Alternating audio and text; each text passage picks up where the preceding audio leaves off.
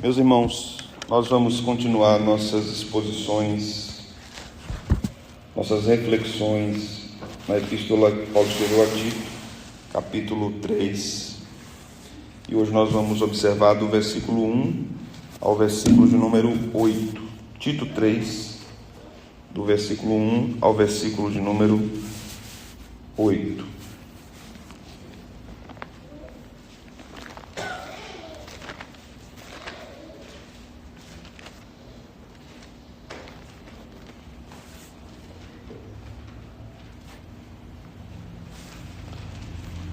Diz a palavra do Senhor: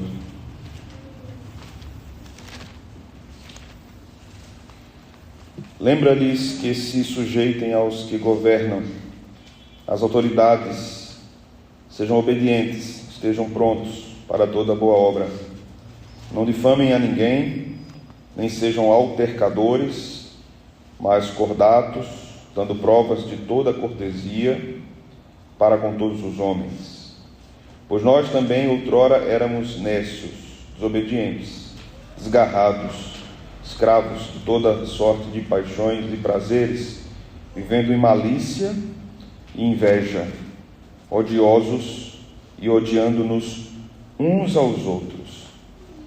Quando, porém, se manifestou a benignidade de Deus, nosso Salvador, e o seu amor para com todos, não por obras de justiça praticadas por nós, mas segundo a sua misericórdia, Ele nos salvou mediante o lavar regenerador e renovador do Espírito Santo, que Ele derramou sobre nós ricamente, por meio de Jesus Cristo, nosso Salvador, a fim de que, justificados por graça, nos tornemos seus herdeiros, segundo a esperança da vida eterna.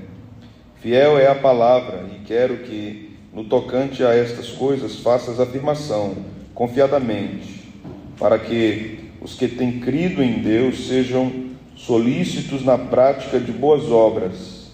Estas coisas são excelentes e proveitosas aos homens. Amém.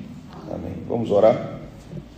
Senhor, nós te agradecemos nesta noite por lermos esta porção, também podermos nos reunir para orarmos juntos nesta ocasião. Pedimos agora que neste momento o Senhor nos ensine através de sua palavra, que o Senhor encha nosso coração da tua palavra, da tua presença, que a tua palavra nos molde, nos corrija, que a tua palavra ilumine nosso entendimento se em algum ponto não conseguimos enxergar devidamente como devemos viver. Que a tua palavra denuncie os nossos pecados, que ela nos ensine, nos ajude a abandonarmos esses pecados por meio do anúncio dela e da aplicação que o Espírito Santo faz nesse anúncio, na pregação, no ensino da Escritura. Tem misericórdia de nossas fraquezas, Senhor. Tem misericórdia de nossos pecados. Tem misericórdia de nós, porque pecamos constantemente contra o Senhor, e que os nossos pecados sejam cobertos sempre pelo sangue purificador de Cristo. A tua palavra nos diz que o amor cobre a multidão de pecados, e nós precisamos disso, dessa cobertura, deste perdão. É o que nós te oramos no nome de Cristo. Amém. Podem sentar, irmãos. O apóstolo Paulo tem tratado com Tito várias questões que nós temos visto desde o capítulo 1, questões relacionadas à vida da igreja, questões relacionadas às faixas etárias na igreja, questões relacionadas a como a igreja deve viver, cheia de esperança na volta de Cristo, o retorno de Cristo. E Paulo fala disso através do uso que ele prega da palavra manifestação, do verso 11 do capítulo 2 até o verso 15. Agora chegamos até o capítulo 3, e Paulo aqui vai nos falar sobre boas obras. Como uma igreja reformada, de referência calvinista, nós cremos e ensinamos que a salvação não pode jamais ser obtida por obras. As boas obras não podem salvar o ser humano. Mas nós devemos ter cuidado para não invalidarmos as boas obras. Quando nós dizemos que somos salvos unicamente pela graça, isso está correto, mas isso não quer dizer que as boas obras não sejam importantes. Quando nós somos salvos pela graça, então a partir de uma vida transformada pela graça, nós vamos de fato praticarmos boas obras. Então no capítulo 1, Paulo fala sobre o nosso dever para com a igreja. Isso envolve boas obras. No capítulo 2, Paulo fala sobre o nosso dever para com a família. No capítulo 3, Paulo vai falar sobre o nosso dever para com as autoridades e para com os não crentes. E também, além de não serem crentes, aqueles que resistem à sã doutrina. Paulo também vai nos ensinar no capítulo 3 sobre o nosso dever para com os necessitados. Então, com isso, Paulo ensina a Tito um verdadeiro tratado de ética cristã, como a igreja deve viver no seu meio e no meio externo, seja na família, seja com o Estado, seja no ambiente político hostil. Nós estamos aqui lidando com uma igreja que estava na ilha de Creta. No ano 67 depois de Cristo, a cidade de Creta foi tomada pelo Império Romano.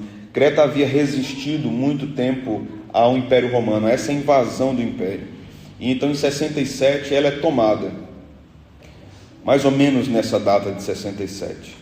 Então aqui Paulo está lidando com um povo que estava com um sentimento hostil em relação aos seus governantes, em relação à insistência, em relação ao domínio romano. Aquela igreja tinha um coração também revoltado diante daquele poder desmedido de Roma. Então Paulo enfatiza alguns pontos, e vai do capítulo 2 até o capítulo 3. Isso aqui é importante para nós entendermos o que é que ele vai falar do versículo 1 até o versículo de número 8. No capítulo 2, versículo 14, você pode ir acompanhando aí na sua Bíblia. Paulo vai ensinar que Cristo morreu por nós e nos purificou para sermos zelosos de boas obras. Veja só, o qual a si mesmo se deu por nós, a fim de remir-nos de toda iniquidade, purificar para si mesmo um povo exclusivamente seu, zeloso de boas obras. No capítulo 3, no versículo 8, nós vamos aprender que Paulo diz que, mesmo não sendo a base da nossa salvação, as boas obras são uma evidência da salvação. No verso 8 ele diz: fiel é esta palavra, e quero que no tocante a estas coisas faças afirmação confiadamente, para que os que têm crido em Deus sejam solícitos na prática de boas obras. Estas coisas são excelentes e proveitosas aos homens. Agora veja o que ele diz no verso 14 desse mesmo capítulo. Até agora, quanto aos nossos, que aprendam também a distinguir-se em quê? Nas boas obras, a favor dos necessitados, para não se tornarem infrutíferos. No capítulo 3 ainda, verso 1, ele ensina que os cristãos devem estar prontos para realizar as boas obras. Veja só, as boas obras. Lembra-lhes que se sujeitem aos que governam, às autoridades, sejam obedientes, estejam prontos para toda boa obra. No capítulo 2, verso 7, ainda sobre esse assunto, ele diz que todo pastor deve ser um modelo de boas obras. Veja como Paulo está ensinando a respeito da vida prática da igreja. No capítulo 2, no verso 9 e 10, que nós já estudamos, mas é importante que voltemos, Paulo vai dizer que as boas obras adornam a igreja. As boas obras enfeitam literalmente a igreja, arrumam a igreja. Veja, quanto aos servos, que sejam em tudo obedientes ao seu Senhor, dando-lhes motivo de satisfação, não sejam respondões, não furtem, pelo contrário, deem prova de toda a fidelidade, a fim de ornarem em todas as coisas a doutrina de Deus, nosso Salvador. Quando a igreja pratica boas obras, isso faz parte da sua vida cotidiana, ela adorna a doutrina de Deus, ela traz mais beleza, mais evidência à doutrina de Deus. Então as boas obras são ensinadas por Paulo, são ensinadas por Tiago, e aqui fica claro que Paulo e Tiago não são opostos em relação às boas obras, como muitos pensaram, inclusive Lutero pensava. Paulo não tem outro discurso que Tiago tem. Paulo enfatiza que a igreja deve ser um agente de boas obras. E então nós entramos no capítulo 3. Como disse no ano 67, ao final da década de 60, a igreja enfrentava um desgosto com o Império Romano, uma revolta. Então a tendência da igreja era ser hostil às autoridades políticas que estavam constituídas, e Paulo dá orientações sobre isso. Ele diz: lembra-lhes que se sujeitem aos que governam, as autoridades, sejam obedientes, sejam prontos para toda boa obra. É claro que Paulo aqui não está incitando a igreja a uma submissão cega, de apenas obediência a tudo que as autoridades disserem. Essa obediência estava condicionada ao que Deus diz. Se tudo que a autoridade má diz está em harmonia com o que Deus diz, a igreja obedece. Se a autoridade má diz ou obriga o povo a viver de determinada forma, que é oposta à vontade de Deus, então a igreja desobedece. É isso que Atos dos Apóstolos vai nos ensinar. Mas esse não é o contexto aqui. Paulo não está tratando aqui da desobediência civil. Ele está falando no plano comum, ordinário de uma cidade. Se a autoridade, mesmo sendo má, está ordenando coisas que não vão de encontro ao Evangelho, a igreja deve obedecer. E mais, além de obedecer, estar pronta para cooperar com a autoridade. Estar pronta para difundir uma melhor vivência na cidade. Então no verso 2, Paulo diz: não difamem a ninguém, nem sejam altercadores, mas cordatos, dando prova de toda cortesia para com todos os homens. Observe, primeiro Paulo condena aqui o pecado de difamação, que é o pecado que é o mandamento de não dizer falso testemunho contra o seu próximo. Paulo está dizendo: não difamem, ainda que eles façam coisas ruins contra vocês, não difamem ninguém. Depois Paulo diz: não sejam altercadores ou reclamões. Não sejam pessoas que vivem reclamando pelos cantos. Pelo contrário, sejam cordatos, dando provas de toda cortesia. Ou seja, que a cordialidade não seja apenas verbal, que ela seja material, que ela ocorra, que haja uma prática de cordialidade. A igreja era desafiada em Creta a ser uma igreja cortês, num ambiente terrível de governo romano. Paulo não incita a igreja a ter uma postura agressiva. Nem Pedro faz isso na primeira epístola, e Pedro está falando e escrevendo no contexto de Nero, que foi um dos piores imperadores que Roma teve. Eles estão dizendo: a igreja deve ter uma postura pacífica, mesmo num contexto de governo hostil. Ser pacífica não é antônimo de ser firme. Ser pacífica não é contrário a ser firme. Paulo está ensinando que a igreja deve ser firme, mas ela deve ser pacífica. Então sejam pessoas que demonstram cortesia para com todos os homens. E aqui todos os homens aqui, está no contexto do verso 1, que são aqueles que governam e aqueles que têm autoridade. Então imagine a igreja sendo assolada, sendo perseguida por soldados romanos, por governantes romanos, e Paulo está dizendo assim ao povo: sejam educados, mesmo quando eles não forem. Sejam calmos, tratem-os bem, não sejam agressivos. Isso aqui é muito desafiador. É muito difícil você ser calmo com quem lhe ameaça. É muito difícil você ser tranquilo com quem você sabe que quer acabar com a sua vida, acabar com a sua família, que quer destruir você. Paulo estava dizendo: sejam assim, desse jeito. É difícil, mas sejam assim. Agora, irmãos, isso só é possível porque Deus, como diz o verso de número 5 e 6, derramou sobre nós ricamente o Espírito Santo. De outra forma, isso não é jamais possível na vida de um cristão. Paulo vai nos ensinando aqui que um crente tem dupla cidadania. Ele é cidadão dos céus, mas ele é cidadão da terra. Ele está numa cidade, ele está numa polis, com todas as suas dificuldades e com todas as suas alegrias. Então Paulo diz: vivam isso da melhor forma possível. Sejam bons cidadãos. Sirvam a sociedade. Sirvam a igreja. Respeitem as autoridades. Sejam mansos. É isso que Paulo está dizendo aos crentes aqui. Sejam corteses, sejam pessoas que chamam a atenção pelo seu comportamento pacato, tranquilo, mesmo diante das adversidades. Quando nós olhamos para a Escritura e aprendemos o que é verdadeiramente o comportamento cristão,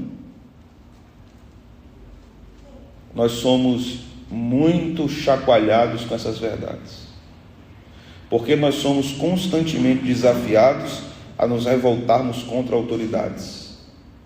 Nós somos constantemente tentados a esbravejarmos, a sermos agressivos, a destilarmos fel, veneno. Somos tentados dia por dia a nos revoltarmos diante de tamanhas injustiças que nós vemos no campo da política, por exemplo, ou no campo da política local. Paulo não nos diz que nós devemos nos calar e não devemos opinar ou não devemos dizer absolutamente nada e apenas aceitar. Paulo não diz isso, mas Paulo diz: sejam corteses, não sejam falastrões, não sejam resmungões, tratem as pessoas bem, inclusive essas autoridades. Aqui nós nos lembramos do ensino de Paulo em Romanos 12, 21, não te deixes vencer pelo mal, mas vence o mal com o bem. Quando a igreja está num contexto difícil, ela é tentada a abandonar os princípios de Deus para viver em determinada localidade. Ela é tentada a reagir de modo carnal. E Paulo está dizendo aos crentes em Creta: não reajam de modo carnal. Vivam da melhor forma possível. Vocês não vão viver e não devem viver em busca de uma revolução. Nós somos crentes em Cristo e a gente vai fazer uma revolução e vai dominar todo mundo agora, e agora a gente vai ter aqui um governante evangélico. Paulo diz: não, vivam da melhor forma possível, irmãos. Vejam o verso de número 3, que ele diz: pois nós também, outrora, éramos nécios, desobedientes, desgarrados, escravos de toda sorte de paixões e prazeres, vivendo em malícia e inveja, odiosos e odiando-nos uns aos outros. Paulo está descrevendo aqui, irmãos, duas coisas. Primeiro, o que nós éramos antes de conhecermos a Cristo. E em segundo, o perfil daqueles governantes ímpios, romanos, que estavam sobre o poder em Creta. Eles eram nécios, eles eram desobedientes, eles eram desgarrados, eles eram escravos de toda sorte de paixões. Roma era uma verdadeira Babilônia. Eles viviam em malícia, eram invejosos, eram odiosos e odiavam uns aos outros. Até hoje é assim no meio político, né? O que é oposição hoje, quando muda o líder, ele vira situação. Basta virar a chave. Mas no final das contas, todos se odeiam e no final do mês todos tomam cerveja juntos. É assim a política que nós vemos no mundo e no Brasil. Aqui, Paulo está dizendo assim: nós éramos assim, mas nós não somos mais. Eles são assim, nós não somos mais. Então nós não devemos viver dessa forma, como loucos, imprudentes, como desobedientes a Deus, como desgarrados ou distantes de Deus, escravos de paixões e prazeres. Não devemos ser maliciosos, não devemos ser invejosos, não devemos ser odiosos, não devemos odiar uns aos outros. Eu já contei, eu acho, uma historinha aqui para vocês, de Tomás de Aquino. Foi um grande teólogo da Idade Média, e naquela época os que seriam separados e preparados para o serviço de pastoreio da igreja, naquela época ainda não tínhamos protestantismo, não era tudo uma coisa só. Eles eram enviados para conventos, para monastérios, que muitas vezes eram em castelos belíssimos. E Tomás de Aquino foi levado para um lugar desse para ser treinado. Ele tinha uma inteligência muito elevada, absurda. E certa vez ele estava em um lugar E então um dos amigos seminaristas foi para a janela da torre, olhou e voltou-se para ele e disse: olha, um boi voando. Você quer ver, Tomás? Um boi está voando aqui, passando aqui na frente. E aí Tomás foi olhar o boi voando. E todos riram daquele irmão, de como ele era bobo de acreditar que podia ter esse um boi voando ali. E então alguém disse a ele: como é que você pode acreditar numa fala desses seminaristas dizendo que um boi passou voando e você foi olhar? Ele disse: no dia que eu duvidar da verdade que sai da boca dos meus irmãos, eu deixei de ser um cristão. O pecado não estava nele ter acreditado. O pecado estava na malícia daqueles que falaram. A Escritura nos ensina a não sermos maliciosos. Não ser malicioso não é ser ingênuo, não é ser nécio, não é ser imprudente, mas nos livrarmos de toda a maldade do pensamento. Isso é a malícia, é a maldade no pensamento, ou a malignidade do pensamento. Paulo diz: não, irmãos, nós não somos maliciosos, nós não somos invejosos. Crente, Paulo diz aqui, crente não odeia outra pessoa. Crente não odeia. O ódio pecaminoso não faz parte da caminhada de um crente. O crente odeia o pecado. O crente odeia o pecado. O crente não odeia pessoas, ou não deve, né? Ou não deve odiar pessoas. Difícil, né, isso aqui? Principalmente no contexto que aquele povo estava. Aqui eu posso estar pregando para vocês e vocês estarem se lembrando de vários casos, de uma pessoa que lhe fez mal, de um traidor, de uma amizade que na verdade era uma farsa, de coisas terríveis que você já possa ter vivido, mas nada disso se compara ao que esse povo aqui estava vivendo. Eles estavam debaixo de um poder terrível de Roma, e Paulo estava dizendo assim: não odeiem esses homens maus, não sejam odiosos, não sejam maliciosos, inclusive com eles. Sejam pacíficos, sejam puros. Vivam dessa forma. Isso aqui é muito desafiador, irmãos. Para um tempo como o nosso, principalmente, né? Que todo canto tem câmera de segurança, que tudo é rastreado, que nós vivemos num mundo inseguro. Paulo está ensinando aqui aqueles irmãos não a abandonarem a prudência da segurança particular. O ensino não é esse. O ensino de Paulo é: Deus protege vocês, irmãos. Em última instância, Deus protege vocês. Não é a malícia que vai proteger vocês contra o mal. Não é o ódio contra o que ofende que vai proteger você. Não é a necessidade ou a loucura que vai proteger você contra o mal. Não é você ser resmungão, murmurador, que vai proteger você contra o mal. Não seja assim. Quem protege você contra o mal é Deus. Então ele chega no verso de número 4. Quando, porém, se manifestou a benignidade de Deus, nosso Salvador,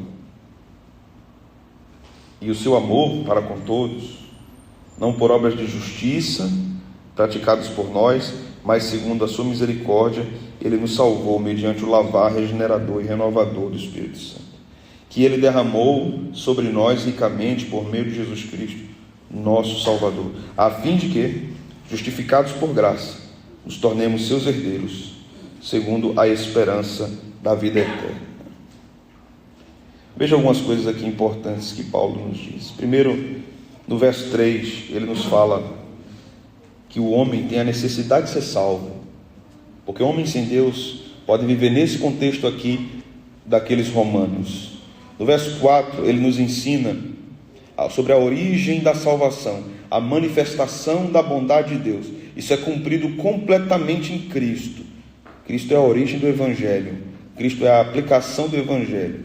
A salvação, então, origina-se na bondade de Deus e no amor de Deus por pecadores, que ele resolveu amar soberanamente. Deus resolveu amar soberbos, maliciosos, odiosos, altercadores. Deus resolveu amar, e a fonte disso é a sua bondade. A salvação é fruto da bondade de Deus. No verso 5, Paulo nos ensina que a base da salvação é a misericórdia de Deus. Deus não nos dá o que merecemos, Deus nos dá a graça. Veja o verso 5: não por obras de justiça praticadas por nós, mas segundo a sua misericórdia, Ele nos salvou mediante o lavar regenerador e renovador do Espírito Santo. Aqui possivelmente nós temos uma referência ao batismo com o Espírito Santo na regeneração. O lavar regenerador aqui é o batismo com o Espírito Santo na regeneração. E a ideia de renovador é essa ideia bíblica que é ensinada na Escritura do Novo Testamento, do enchimento do Espírito. Isso é posterior ao batismo com o Espírito Santo. O Espírito Santo nos enche várias vezes após a salvação, após a regeneração. Então isso é obra da misericórdia de Deus. O Espírito Santo não apenas habita em nós, vem e habita em nós na regeneração. Ele nos enche. Quando Ele nos enche, Ele nos renova. E as boas obras são frutos genuínos de uma vida cheia do Espírito Santo. No verso 5 ainda, nós aprendemos sobre o meio pelo qual Deus salva. O meio pelo qual Deus salva é esta obra do Espírito Santo transformando nossos corações e nos renovando, né? Ele vai tratando o nosso coração até o dia final. E no verso 7, então, Paulo fala do objetivo da nossa salvação. Por que nós somos salvos? Ele diz aqui: a fim de que, justificados por graça, nos tornemos seus herdeiros, segundo a esperança da vida eterna. O objetivo de Deus com a salvação é a vida eterna. Ele nos dá essa herança. E então, no último versículo de nossa porção, Paulo fala da evidência da salvação. Quando é que a salvação se evidencia na vida de um salvo? Ele diz: fiel é esta palavra, e quero que, no tocante a estas coisas, faças afirmação confiadamente, para que os que têm crido em Deus sejam solícitos na prática de boas obras. Estas coisas são excelentes e proveitosas aos homens. Meus irmãos, nós somos solícitos na prática de boas obras. Nós podemos contar ou contarmos uns com os outros na prática de boas obras? Ou isso para nós é um fardo pesado demais de carregar? Ou nós estamos dizendo: a minha vida basta, eu me basto, já basta os problemas que eu tenho na minha vida? Isso é totalmente contrário às Escrituras, né? E o que a Bíblia diz sobre cristianismo, porque o cristianismo vai nos ensinando constantemente assim: viva para os outros. E aqui é tão desafiador. Paulo está dizendo assim: trate bem os maldosos. Trate bem os maldosos. O mundo vai nos dizendo sempre assim: não seja besta, né? O mundo nos diz isso, né? Não seja besta, tu é muito besta, não faz isso não. A Bíblia diz algo tão diferente muitas vezes. A Bíblia nos convoca a perseverarmos nas boas obras. Isso não é fácil, viu, irmãos? Se perseverar em oração já é difícil, perseverar em boas obras é mais difícil ainda. Porque você perseverar em fazer o bem a quem não merece é difícil. Mas o maior modelo que nós temos nas nossas vidas é Deus. Deus persevera em fazer o bem a nós todos os dias. E nós não merecemos todos os dias. Mesmo salvos pela graça já, não merecemos todos os dias. Continuamos desobedecendo. Somos remidos agora, mas continuamos desobedecendo, continuamos ingratos, continuamos falastrões, reclamões, insatisfeitos, chateados, críticos. E Deus persevera bondosamente em nos amar. Veja que coisa. E a gente diz assim muitas vezes: eu estou cansado de você. Não é? Eu estou cansado de você. Eu não aguento mais. A tampa da chaleira já voou faz tempo. E eu quero é ser feliz. A Escritura vai dizer: persevere no amor. Por que Paulo termina falando sobre a obra do Evangelho em nós? Ele vai falando das nossas boas obras, né, para com as autoridades e para com os que precisam. Mas por que ele termina falando sobre o Evangelho? Isso tem uma ligação muito clara na mente de Paulo e no texto, nas conexões que ele faz. A bondade e a misericórdia de Deus, o seu amor, promovem em nosso coração, quando nos alcançam, cordialidade. E essa cordialidade gera frutos. E esses frutos são evidência do Evangelho. Esses frutos são evidência do Evangelho. É muito esquisito quando a gente pensa assim: não, fulano tem uns comportamentos assim ruins, rapaz, mas é um crente. É um crente, tem fé em Jesus, é um crente. Agora, o comportamento, só a misericórdia, salvação é pela graça. De fato, é pela graça. Mas essa graça transforma o nosso comportamento. A nossa perseverança na iniquidade é uma contradição ao que Paulo está ensinando aqui. Nós não estamos crescendo na prática de boas obras. É possível que um crente fique estagnado e ele seja salvo e não cresça na prática de boas obras, mas isso o atrofia, isso deixa numa infância espiritual, isso deixa ele com 2 anos naquela idade birrenta, deixa ele ali, e ele não sai, ele só quer ficar arengando, e ele não cresce na consciência de doar-se para os outros, negar a si mesmo, viver para as outras pessoas. Essa é a maturidade no Evangelho. Aqueles que não conhecem Cristo são, de fato, como Paulo aponta aqui, pessoas que necessitam de sua misericórdia e da nossa misericórdia. Quem não conhece Cristo necessita muito mais da misericórdia de Deus, mas necessita também da nossa misericórdia. Nós devemos entender isso, que as pessoas que não conhecem a Deus, que nos envolvem, né, que estão ao nosso derredor, conhecerão a misericórdia de Deus através da nossa misericórdia por elas.